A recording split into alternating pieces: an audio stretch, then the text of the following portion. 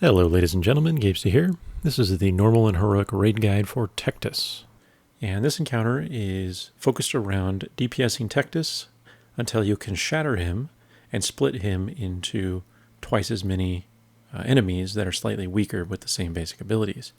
And then you split those enemies into, again, twice as many, really 4 times as many, so that eventually you're dealing with, in total, 11 enemies throughout the fight. 1 Tectus, 2 shards, and 8 motes. So with that, let's get started and talk about the mechanics. So the first thing to discuss is the energy gains for Tectus as well as the other mobs that you'll see, and how that relates to Shattering. So throughout the encounter, Tectus himself will always have a buff called a Living Mountain, which prevents him from being killed until he's at full energy and channeling his Tectonic Upheaval ability, which we'll talk about in a minute, but it's basically a raid-wide heavy damage ability. Now, because of this, his energy gain rate actually increases exponentially as he takes more damage. So the lower in health he is, the more energy he'll gain per second. So when you start out, you can quickly get him down to 50% or so before he's even at 50 energy. But as you start getting lower and lower, he will rapidly boost up. So what this means in particular is you may want to get in practice of making sure when you're killing a target that you're saving your burst DPS cooldowns for when the target gets below a certain threshold, say 50% health. Because otherwise, using your burst cooldowns at the beginning is actually less important, because you want to do the burst when the boss is gaining energy at the fastest rate, so that you push him to that Tectonic Upheaval phase and actually kill him when he casts it.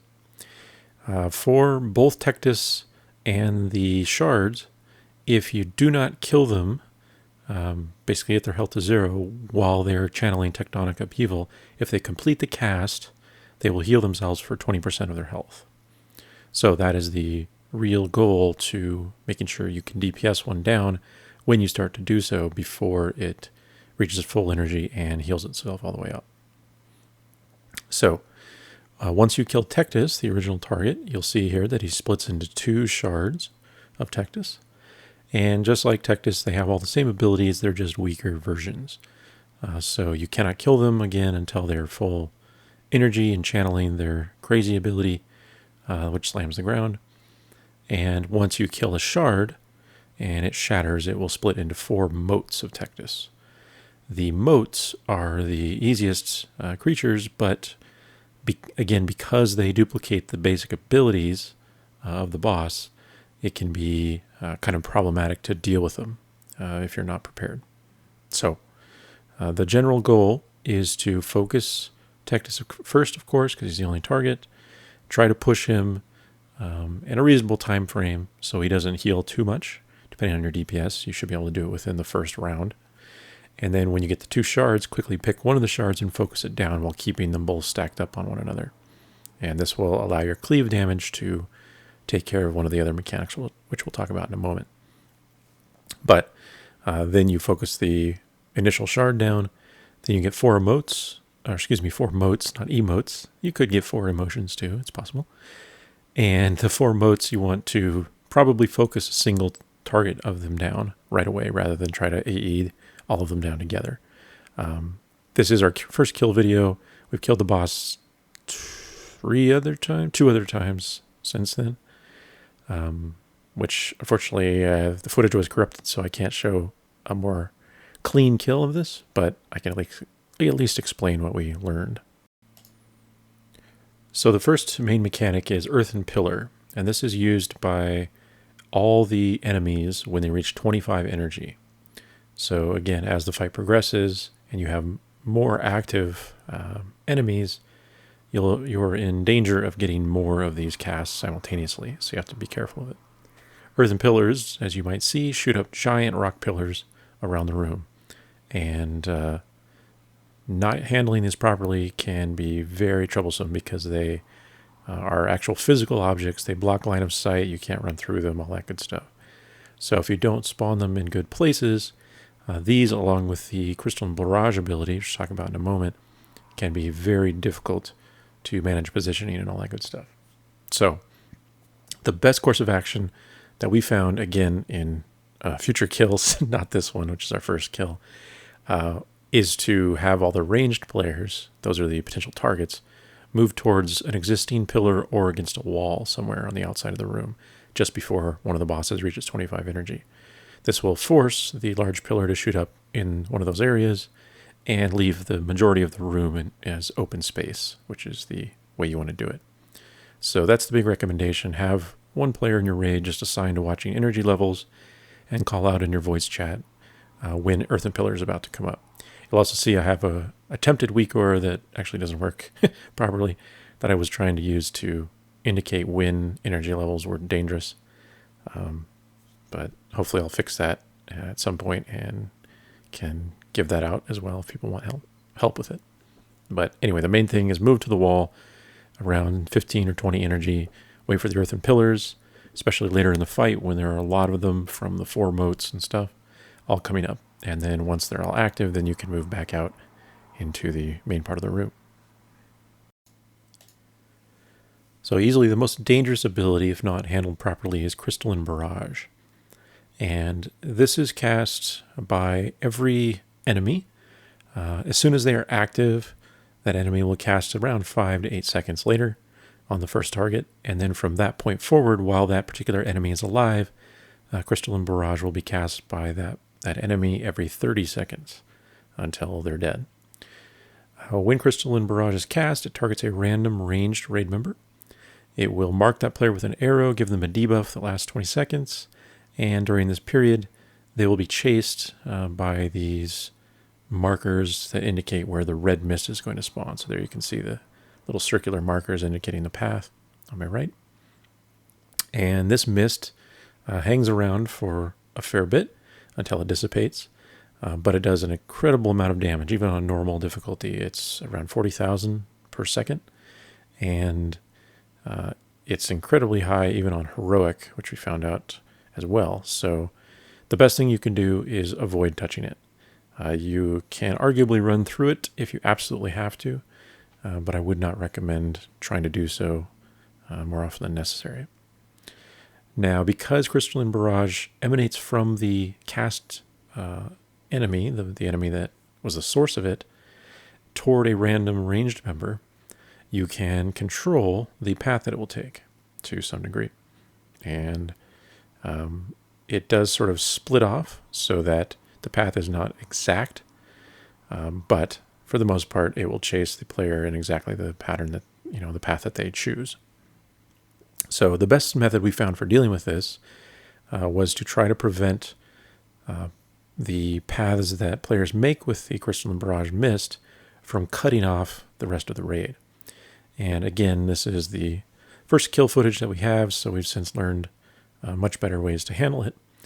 But that best method is really to have the targeted Crystalline Barrage players step forward a few yards from their range position and then move out to the right or the left to safely kite away. You might be inclined to just simply run to the back wall behind you and then run the mist along that wall. But the reality is it's actually worse because the mist will then cut off that entire exit path for other raid members, which is very problematic when they need to move to avoid an Earthen Pillar or to kite more Crystalline Barrage or any of that stuff. So if you can think of the boss in the center position, for example, the wall behind you is the back position, you want to kind of cut that in half with your Crystalline Barrage path and then circle around to the right or the left as appropriate. And by doing so, then the next person that's targeted by Crystalline Barrage can just follow your existing path, but slightly out further. And this can be repeated over and over until the raid as a whole can move or the mist goes away. So that's the best method we found. The key is not to run directly to the wall, but to leave some space between the wall and your path for people to get through. The second important note about Crystalline Barrage is that because it does so much damage, and it always targets ranged raid members, it's vital that your melee, including your tanks and your DPS, are never on that side of the bosses, such that the new Crystalline Barrage spawns would pass through them. So our method that worked really well in later kills in Normal and Heroic was to do sort of a very large kind of loose triangle position. So the tanks and the melee are kind of on the opposite side of the bosses to where the ranged players are. And the majority of range, you need to try to stay, you don't have to be stacked up, but clumped up on one side of the boss, generally speaking, such that when one of those players gets targeted by Crystalline Barrage, it will always go out in that direction and thus not pass through your melee that are on the other side. So it's a really simple but easy tip to increase your survivability for your melee players in particular. As I also touched on, you want to try your best to maintain a somewhat tight grouping of your ranged players throughout the fight. This is particularly important when you kill the first shard and you have the 4 motes that spawn, because 5 to 8 seconds after those spawn, you're going to get 4 casts of Crystalline Barrage minimum, possibly another one if the other shard is also ready to cast one. So what this means is if your raid is just spread out, your ranger is spread all over the room, you're going to have paths in all sorts of crazy directions, locking off tons of space in the room that you could use. Whereas if everyone is sort of clumped up in one area, not only is it better for your melee to avoid, as previously mentioned, but they can just run together because your range can just react simultaneously. You could even also run them all in one direction, although we didn't find it was necessary.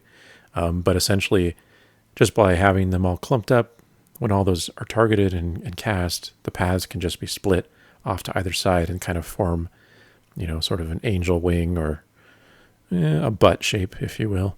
But it leaves that gap behind it so you can get around it as necessary.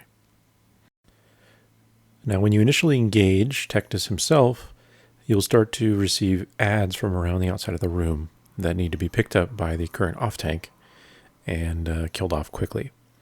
The adds themselves are not that dangerous, but one important thing to watch for is when the Earth Warper ad dies, it will drop a Gift of the Earth, which is sort of just a swirl tornado type effect that tries to go into Tectus himself. If it touches Tectus, it will give him a bunch of stacks of Accretion, and this we'll talk about this in a moment, but essentially it's bad. So instead, your off-tank that it's tanking the Earth Warper should soak it up, him or herself, and this will prevent the boss from getting that bad buff. The other ad type, the Berserker, is just kind of a big, gnarly dude that just should be, again, tanked and killed off. Other than that, tank assignments are pretty standard fare. You just want to do your best to split the mobs appropriately between your 2 tanks. So obviously, only 1 tank on Tectus, but then once the 2 shards pop up, split those, 1 on each tank. You no longer get ad spawns after Tectus himself dies throughout the rest of the fight. So it's just the motes and the shards at that point. So split up the 2 shards, but keep them on top of one another to help deal with the Accretion buff. Now, Accretion is a kind of interesting mechanic, and it is gained by Tectus, the shards, and the motes throughout the entire fight. Just basically every few seconds, they'll gain a stack. And this stacks up, increasing damage that they deal by 5% per stack. However, Accretion stacks are automatically removed when that enemy takes a certain amount of damage. I don't know the damage level, but suffice to say, if you are primarily attacking a particular target, it will basically never have Accretion. It might gain it for a moment, but then it'll automatically lose it right away. This even applies to your cleave targets often as well, so you don't really need to worry about it too much. That said, Accretion does have an interesting effect when combined with the main raid damage source, which is Tectonic Upheaval. And that is used when the bosses reach 100 energy, as mentioned. It's the ability that allows you to shatter and kill the Tectus himself as well as the shards. But most importantly, it does massive damage to the raid. So if you imagine having one of the enemies not really taking any significant damage and they're alive for a long time, the damage from this tectonic upheaval will be very high. So, to that end, if you're having trouble with that damage from that spell because of multiple enemies active, try to have your raid's DPS distributed evenly across all the enemies so that you keep those accretion stacks low. And that will help you a great deal dealing with the damage. Beyond that, just handling it is mostly a matter of rotating raid and personal cooldowns and knowing when you should focus on bursting particular targets or not. So finally, we'll just briefly talk about the kill order and sort of priority. There are only a few options, obviously, because killing one enemy leads to the other enemies. But generally the best thing to do, the safest method, is, of course, kill Tectus first, then target one of the shards individually, burst that down while keeping the other shard on top of the kill target, so you get incidental cleave damage to lower the accretion stacks, as mentioned. But once that first shard dies, that then spawns the first four motes, along with the single shard that's still active. So that section of the fight where you have 4 motes and 1 shard is by far the most dangerous because you have so many potential abilities that are going to go on. You've got the 4 to 5 crystalline barrages, 4 earthen pillars coming out, a lot of fracture pillars, all that good stuff.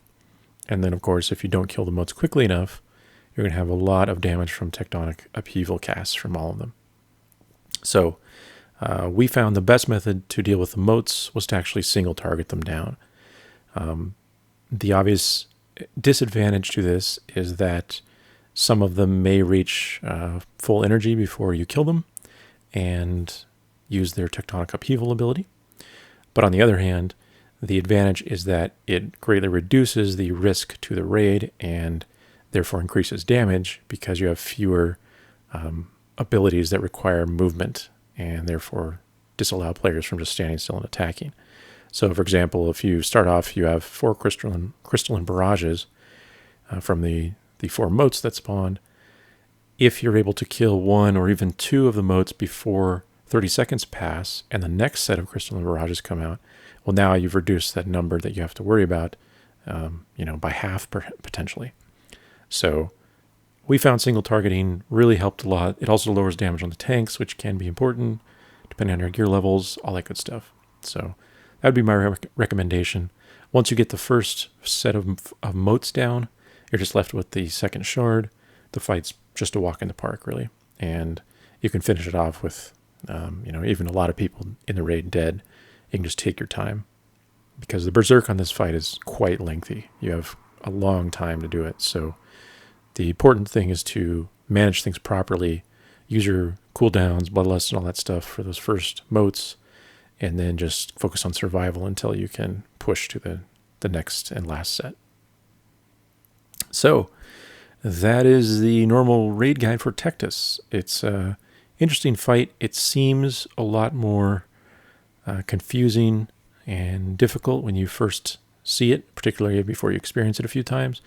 But just a few attempts, you'll kind of get the patterns down. The main thing is really just getting used to kiting the crystalline barrage in an appropriate way, and then positioning your raid members to avoid it, such as your melee. So, as always, thanks for watching, good luck, and I'll see you next time.